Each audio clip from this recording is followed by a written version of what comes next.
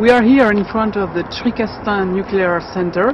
We can see the water vapor getting out of the cooling towers of the enrichment plant. And we also see the two chimneys of the nuclear plant, very small chimneys.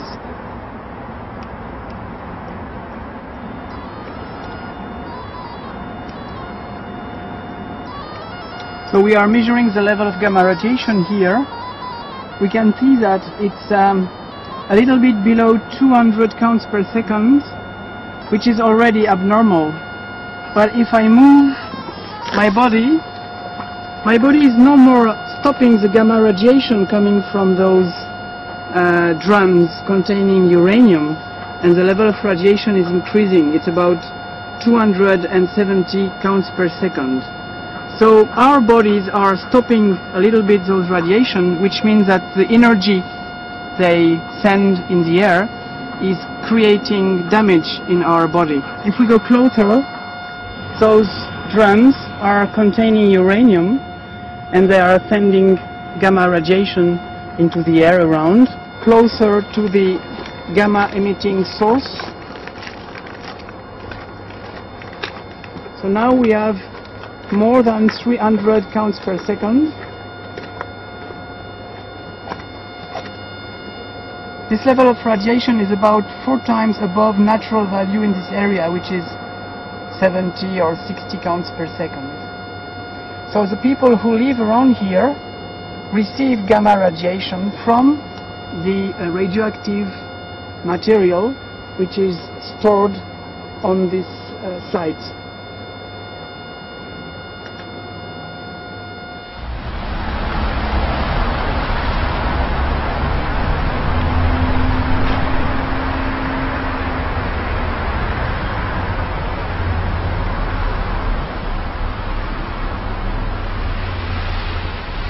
Uranium. Isn't it like a chemical? Yeah, it's like a chemical, isn't it? No, I don't know what it is. Was it a country? No. It is like, isn't it like a bit like plutonium? Yeah. Is it? Like some sort of explosive or something like that. Uranium?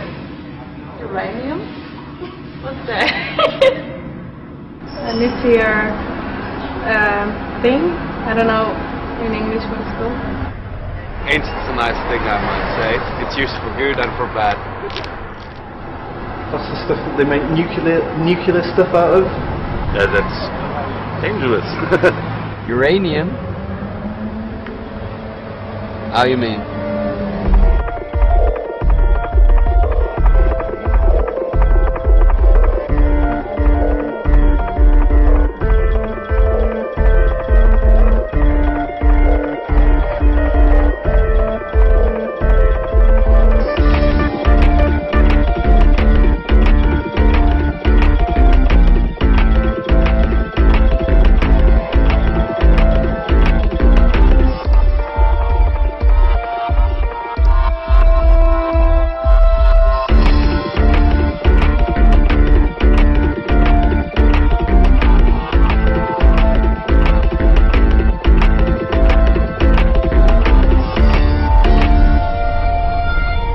We have to be really, really careful because we are dealing with uranium. On the corner here is emergency services. On the right, this is where our big medical centre is.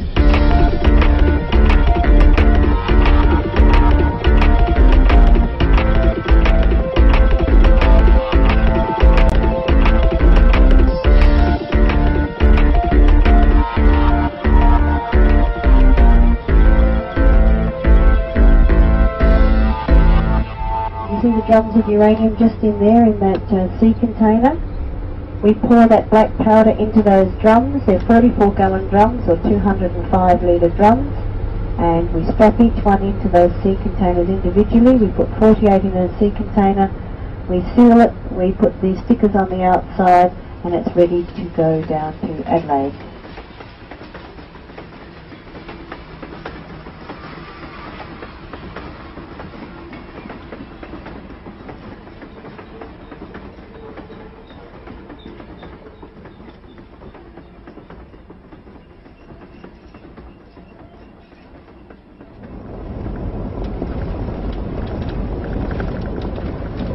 no one knows enough about it, you know, especially up here. They're not familiar because all that stuff's all new stuff to the people that are living up within this area. And when mining companies do come in to the towns to talk about and advise the communities of, you know, what's going to happen, they don't tell you the potential dangers of that mining. They tell you all the good things that's going to happen. What about four big uranium mining within a radius of 50 kilometres or, well, Roxbury's about 100 from here, but if you go to the east, you're probably looking at 50 kilometres. So, say within a radius of 150 kilometres, you've got about 3 or 4 big mines, uranium mining, that's going to happen. Any minerals or anything like that was seen by Aboriginal people as poison, and they never touched that. They never went near that. There's always stories that, and they're terrible stories, they're bad stories, saying that you shouldn't go near that place because that is a bad place, that place is poisonous.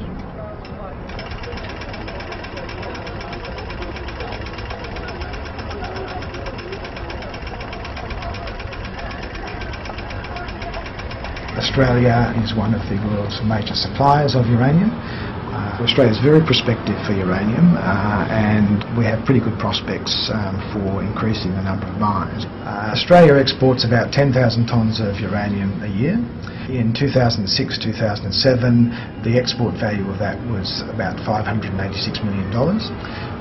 It's forecast to grow to $972 million in this financial year and to about $1.3 billion a year by 2011-2012.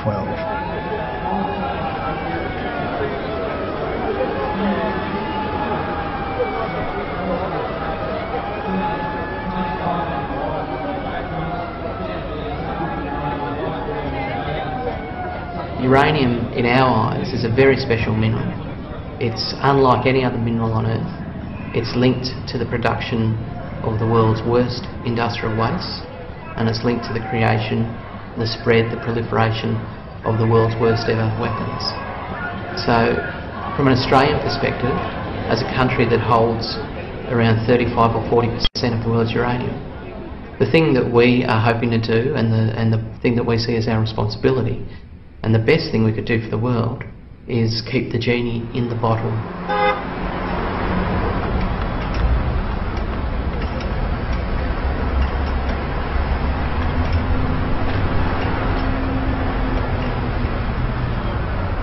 The Australian Bureau of Agriculture and Resource Economics has identified 15 to 20 uranium prospects which could potentially become mines in the next 10 or 15 years.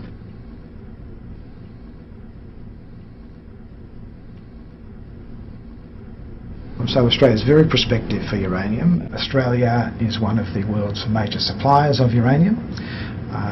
People want our product, they're going to keep wanting it. The British have just committed to the nuclear power industry for at least another 70 years. So people want our product and we can supply it.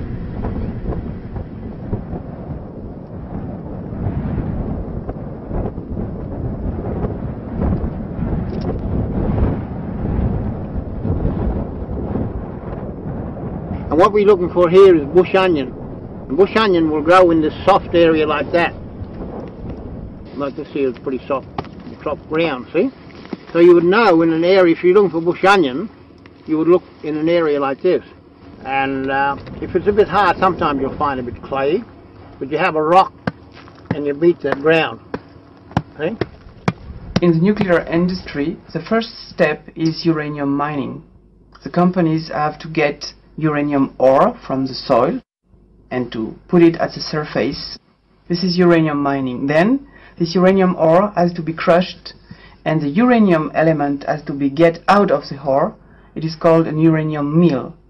And you push the dirt away, and then this is how you find bush onions. Can you see those two little bush onions there? So that's what you're digging for. This will produce yellow cake, which is uranium concentrate. It will then go to a conversion plant to change this uranium into a gas, UF6. Here's another one, there's a big one, see? So that's what you call bush onion. Bush onion, see? Bush onions we call yalka.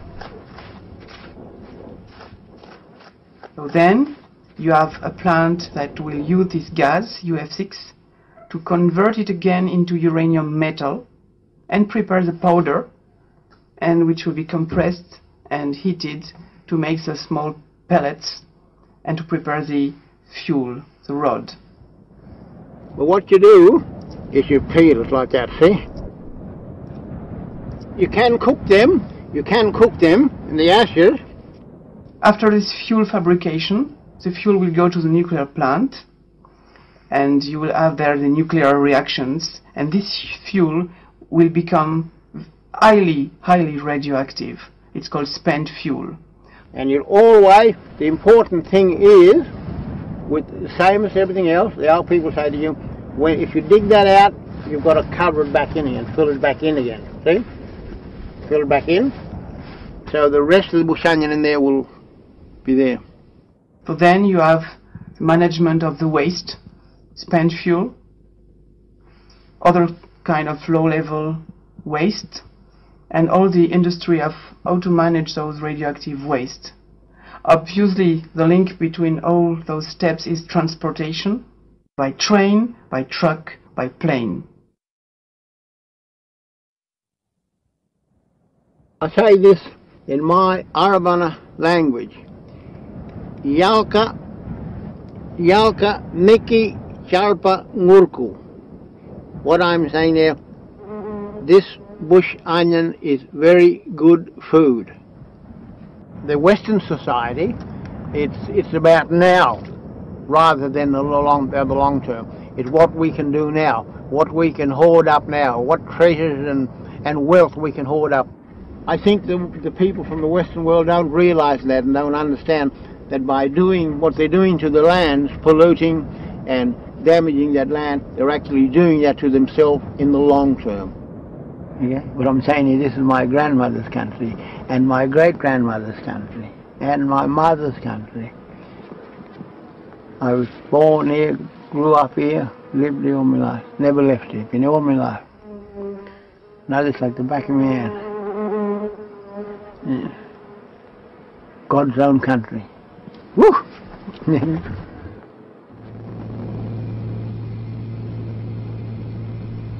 We have real concerns in Australia about the long-term impacts of uranium mining. The long-term social impacts, the long-term cultural impacts on Indigenous people, obviously the long-term environmental impacts from leaking tailings dams and from contaminated water. We also have concerns about the long-term financial impacts, because what we've found so often across the mining sector in Australia is that mining companies quickly form, quickly identify deposits of whatever that mineral that's in demand is.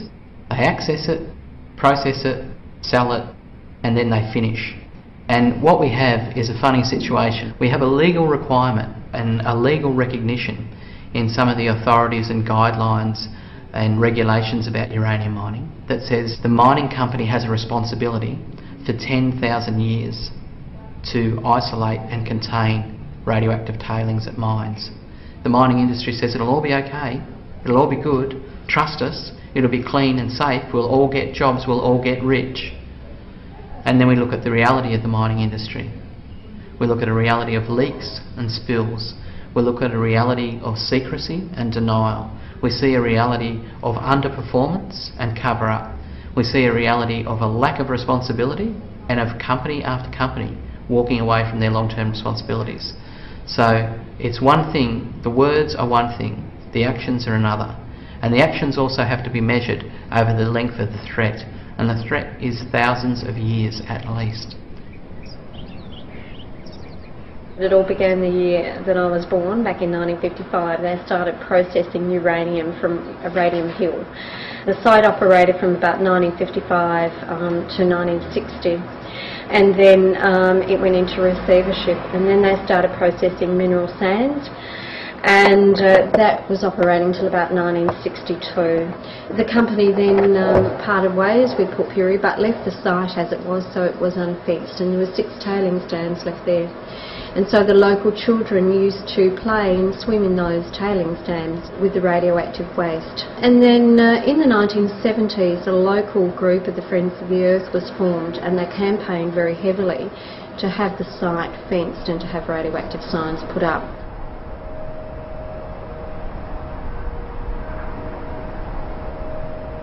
Mining companies can say whatever they want. Politicians can say whatever they want. In a decade, they won't be a politician anymore. In 2 decades, they won't be a mining company anymore. In 4 decades, they won't be alive anymore. Against the spectrum of 10,000 years of threat, their promises are pretty hollow.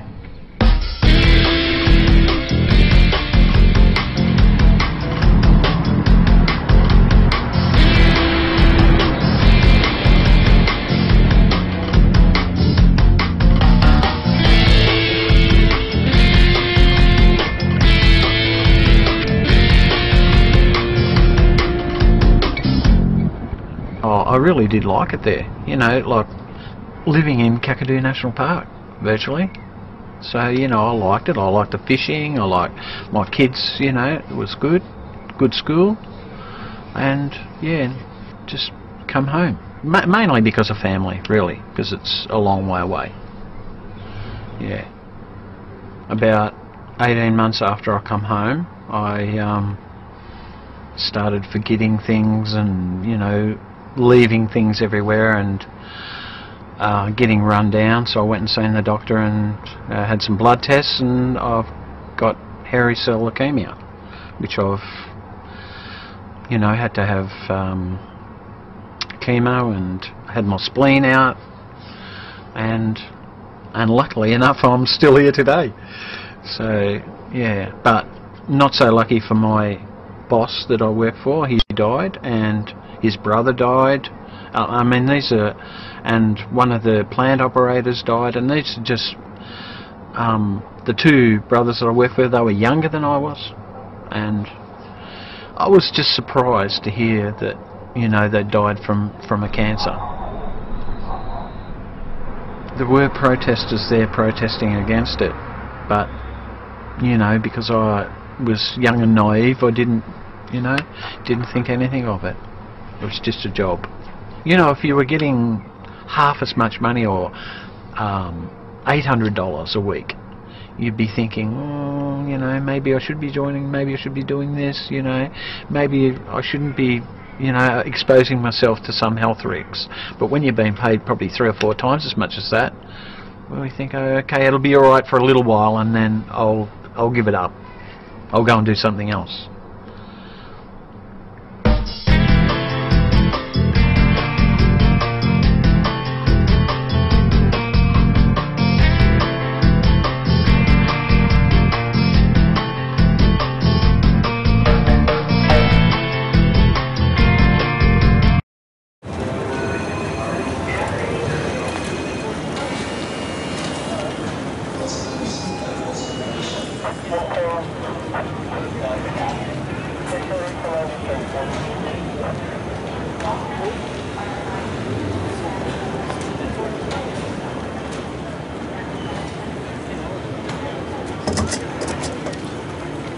Welcome home.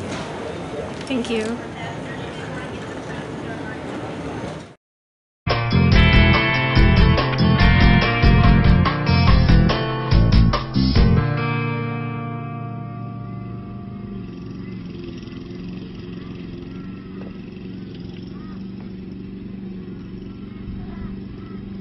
the moment we're about 5,500 people. We'll grow to 10, maybe 12,000 people. We have a cemetery in Roxby Downs with nobody in it, and that cemetery has been in existence for about 18 years and there's still no one in it. The mine's been very important for South Australia. It's created a lot of employment, but I think the mine, BHP Billiton, is very proactive in trying to make sure that whatever they're doing is going to also enhance our environment. They're not here to be doing what they can and exploiting or or creating problems environmentally. They actually have a big team of people making sure that everything they do is done the right way, so they can leave less of an impact upon our environment, which I think is great.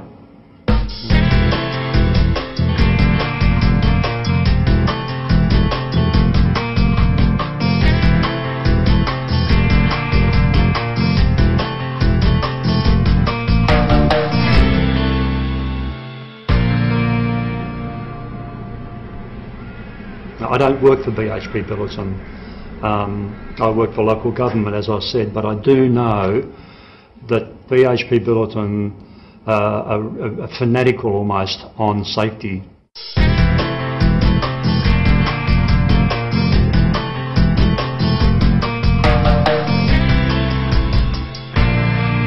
I don't wish to blow sing BHP Billiton's praises, but it's a fact. They are, everything they do, they're trying to make sure that it's going to come at a, you know, less of an impact damage, be more, hopefully, a chance to mine, but also to be respectful of the resources around them, natural resources, and so I think they're doing that.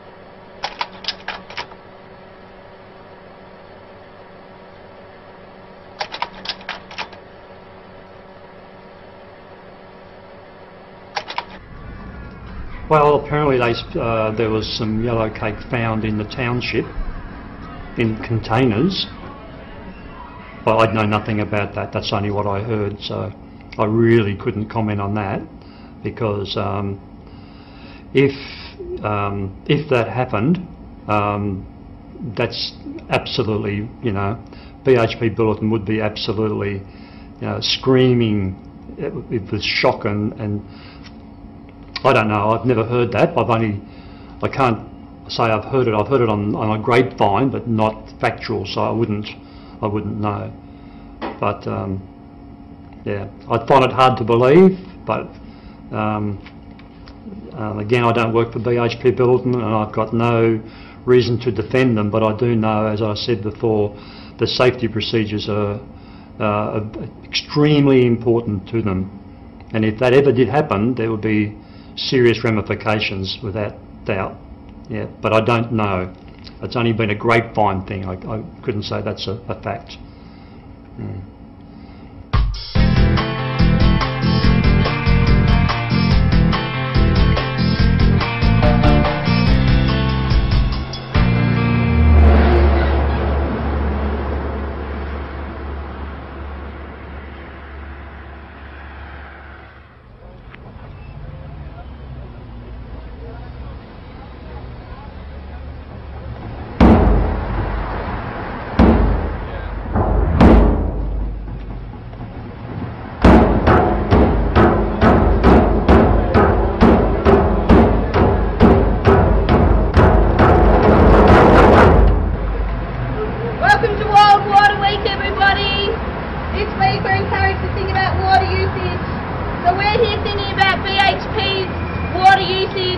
In just one uranium mine, BHP sucks up over 35 million litres of water a day. 35 million litres of water every day goes into the BHP Roxby Downs uranium mine. We don't think this is okay, and we're happy to stand up in silly suits on waste barrels, be late for work, and hang around here because we don't think it's good enough for Australians. It's not good enough for the people who are going to use our uranium overseas. We're all on one planet, and we need to conserve our water across the world so we can have water for future generations, not for toxic uranium mines.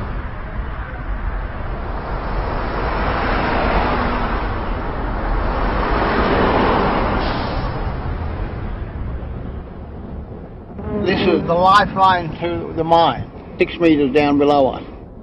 Without this pipeline, that mine could not exist.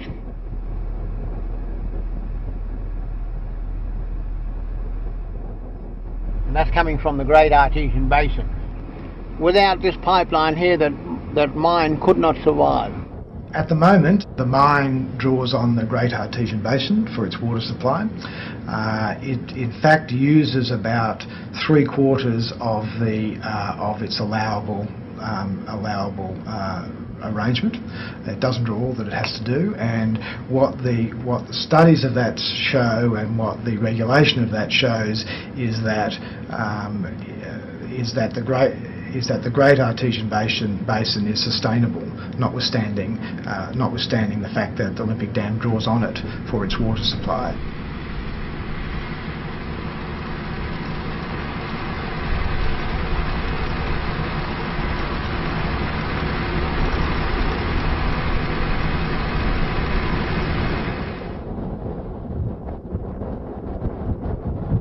The only thing about that is that it's the mining company themselves who do the monitoring and collect all the data. And if they want to manipulate that data, they can, because no one else sees it. If there's an impact on the basin, you wouldn't know, because they're not going to tell you that anyhow, because it's their livelihood that's threatened. So that's water that's coming out of the Great Artesian Basin. See? And I suppose you call it artificial. Down the track we'll see natural water escaping from the Great Artesian Basin in the Mound Springs and that. So it's amazing to look at this dry and this arid looking land. You wouldn't expect to find so much water below, but there is. Yeah. Again, the changes since the mining, you've got a depression, as you'll see in there. See, there's a depression.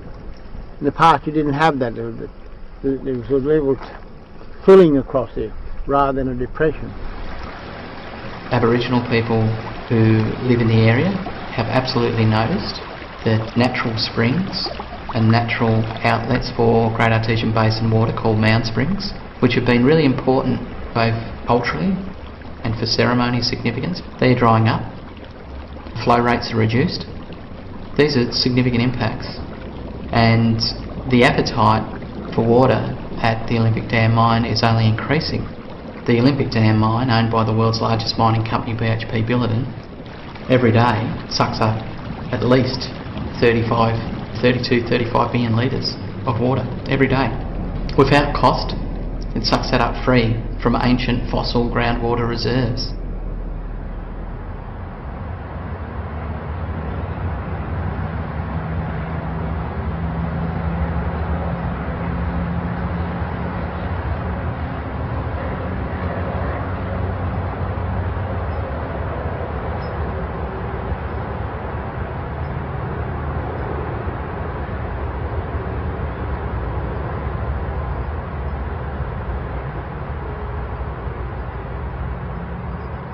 If you get this uranium and you bring it at the surface, the companies will make a sort of selection.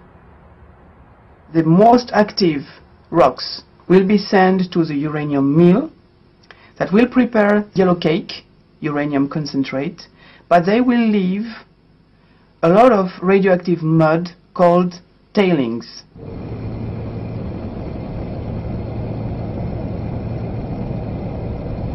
Remember that tailings are a problem with, tailings are an issue with all mines.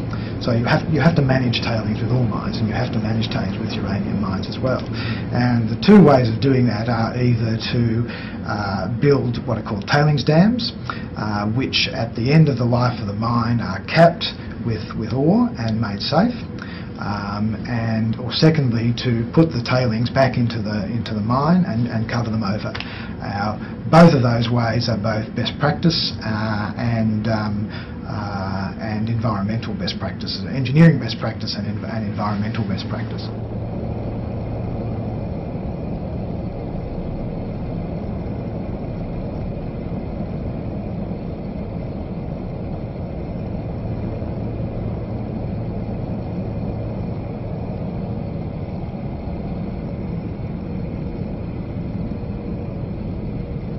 They have the composition of powder. It's readily eroded by wind or by water, and those tailings are going to remain hazardous for thousands of years. The volume is so large that the company they intend to leave it on the surface and not move it. You know, that they're looking to just leave it on site.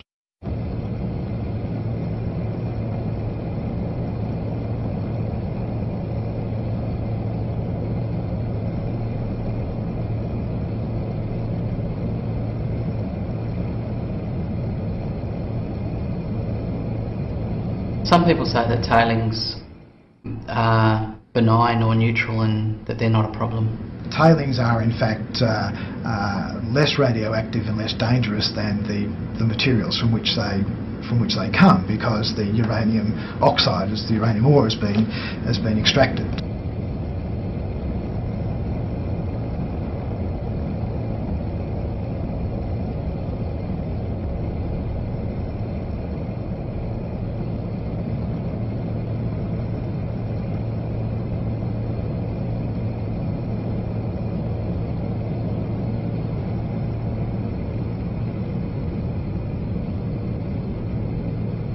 The absolute reality of tailings is that they contain 75 to 80% of the original radioactivity of the ore body.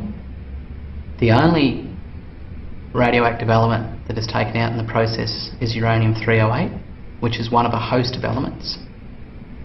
And that material, which was previously secure and inert, has now been broken up and mobilised.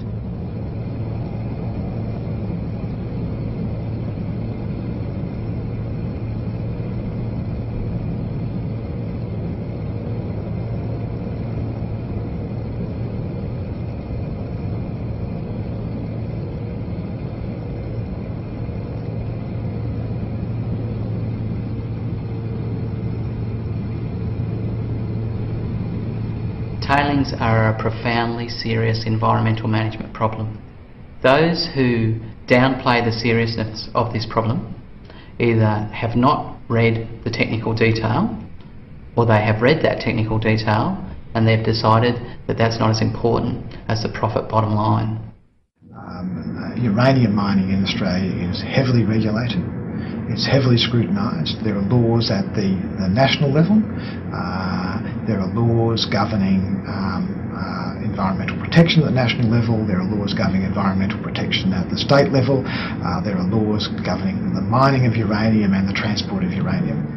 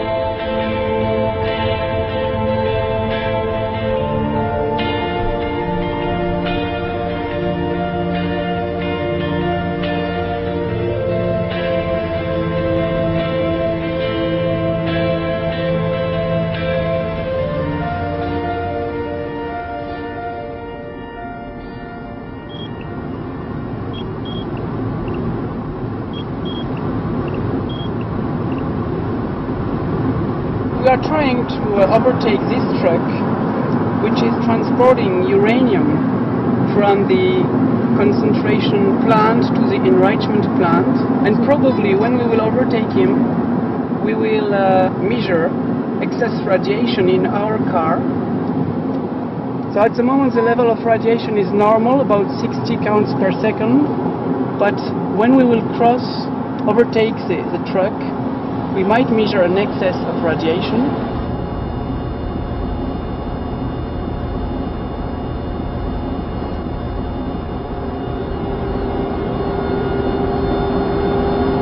Much higher than the natural radiation level, which is about less than 100.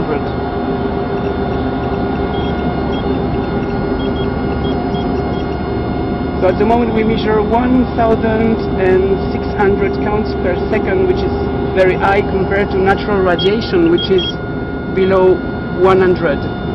And you will see that the level of radiation will decrease because we are getting away from the radioactive truck. So now we don't measure any excess radiation from this truck.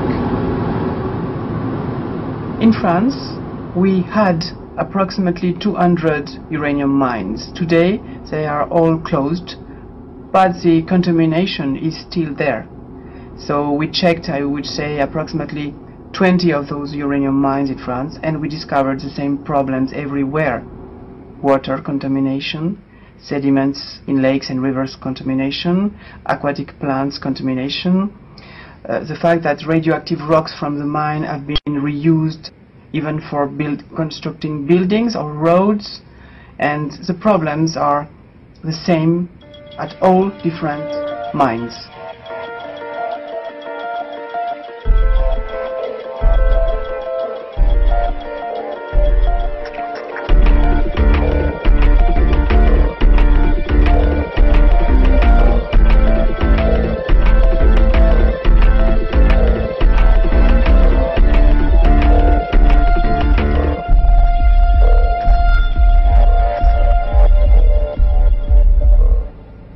CURAD means Commission for Research and Independent Information about Radiation.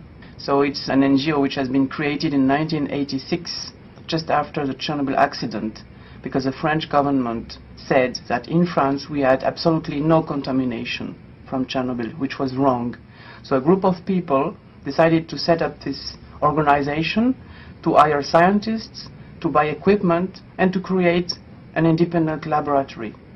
So our action is to make measurements and to improve people knowledge, people awareness about the problems linked with radiation in the environment, radiation at home, radiation at the hospital, and obviously nuclear energy and its impact.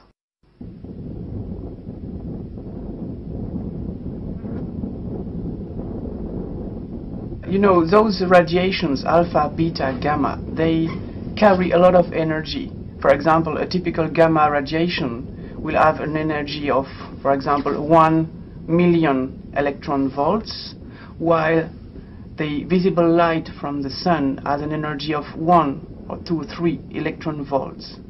So those radiations, ionizing radiations, they carry a lot of energy. You know that if you spend too much time exposed to solar rays, you can get skin cancer. So you can imagine that if you receive those alpha, beta, gamma radiation, which are much more powerful, they can create breaks in our DNA and increase the risk of cancer.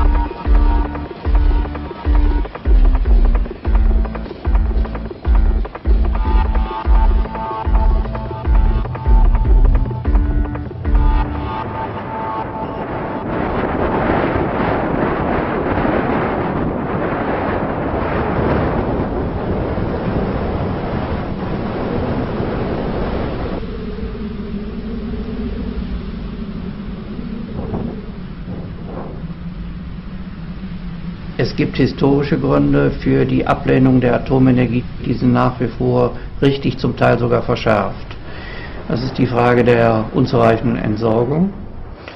Das ist die Frage der Risiken, wobei bei Atomenergie nicht die Frage der Eintrittswahrscheinlichkeit das Entscheidende ist, sondern der mögliche Schadensumfang. Jede Risikoanalyse hat immer zwei Komponenten, also die Eintrittswahrscheinlichkeit, die ist sicherlich geringer als beispielsweise ein stehen gebliebener Fahrstuhl, aber auf der anderen Seite ist dafür die andere Komponente so gewichtig, nämlich die möglichen Folgen, dass eben die zweite Komponente, die genauso wichtig ist, umso mehr zum Tragen kommt. Der dritte Punkt ist der militärische Missbrauch.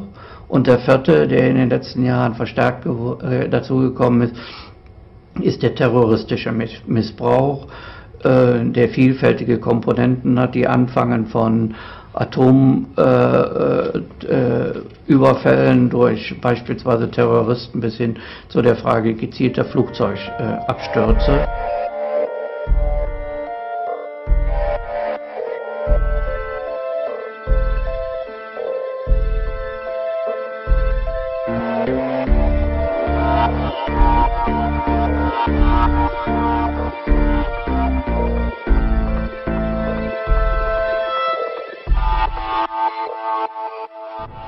Sagen wir, die Atomenergie ist für meine Begriffe nicht das, was es sein soll.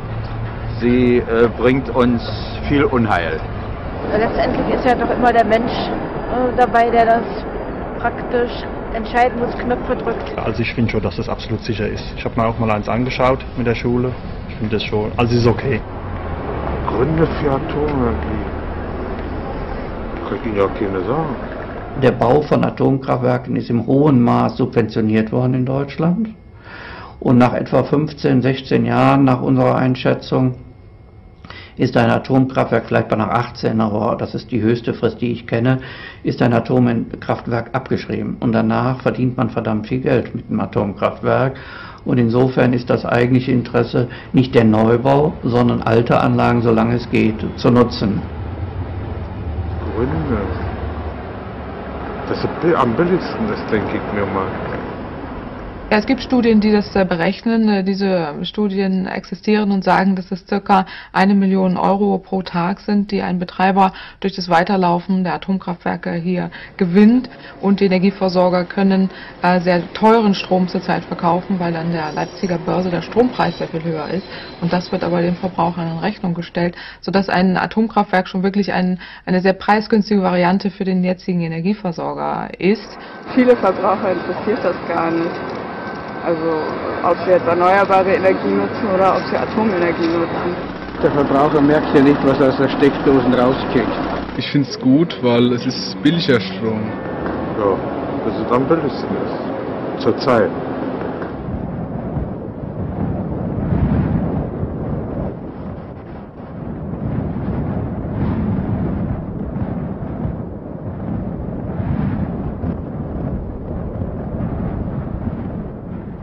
Tatbestand ist, wenn man die nächsten 15 Jahre sich anguckt, werden erneuerbare Energien auf jeden Fall preiswerter, traditionelle Energieformen teurer. Und spätestens also Jahre 2020 werden die Erneuerbaren im Schnitt preisgünstiger sein. Also alternative Energien ist ein Schlagwort, das eigentlich nicht mehr zeitgemäß ist. Wir haben im Wesentlichen die Energiewirtschaft hat sich im Wesentlichen der Ressourcen an Kohle, an Öl und an Gas bedient. Das muss zurückgehen, weil diese Ressourcen verschwinden. Und dann gibt es Möglichkeiten dreierlei Art. Das eine und bei weitem interessanteste, aber am wenigsten populäre ist, weniger Energie zu verbrauchen. Das ist auch ein technisches Problem. Es ist nicht nur, dass man sein eigenes Verhalten verändert, sondern das ist ein ganz großes Potenzial. Sodass jede Kilowattstunde, die ich nicht verbrauche, brauche ich nicht mit fossilen Energien oder auch nicht mit Atomstrom oder auch nicht mit Windstrom zu füllen. Das zweite ist der ganze Bereich der erneuerbaren Technologien, der jetzt in starkem Maße in Gang kommt. Wir haben also hier in Deutschland inzwischen etwa halb so viel, wie wir Atomstrom haben, schon Strom an erneuerbaren Energien. Und Das dritte wäre die Atomenergie, deren weltweite Bedeutung wesentlich geringer inzwischen ist als die der erneuerbaren Energien. Das heißt hier, das Schlagwort alternative Energien führt in die Irre, weil das zeigt an, ja, das ist etwas, was vielleicht irgendwie funktionieren könnte. Nein, das kommt im großen Stil.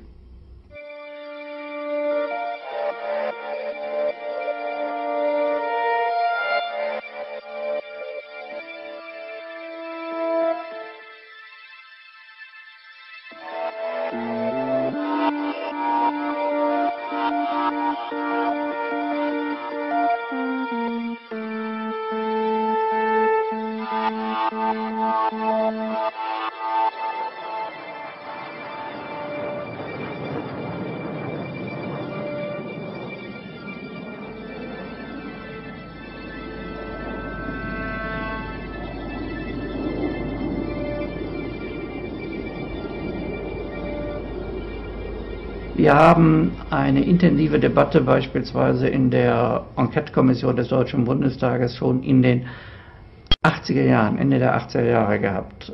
Und damals war die Kommission mehrheitlich besetzt von Befürwortern der Atomenergie, unter anderem auch durch Professor Michaelis, der in Deutschland das Handbuch für die Kernenergie geschrieben hat, also sozusagen einer der Hauptmotoren für die Kernenergie. Und wir haben uns mit der Frage beschäftigt, kann die Atomenergie das Klimaproblem lösen?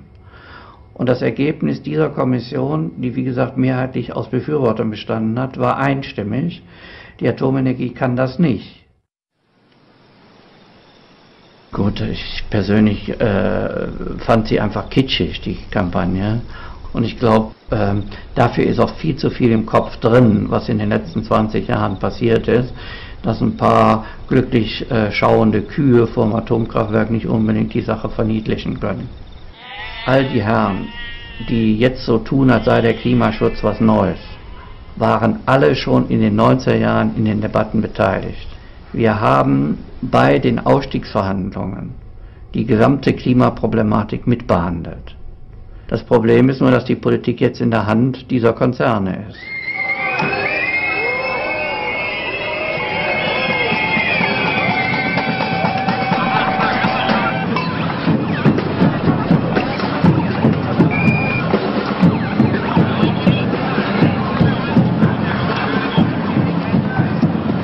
Politik reagiert vor allen Dingen, insbesondere in Demokratien, Gott sei Dank haben wir einen, auf das, was Wahlen betrifft.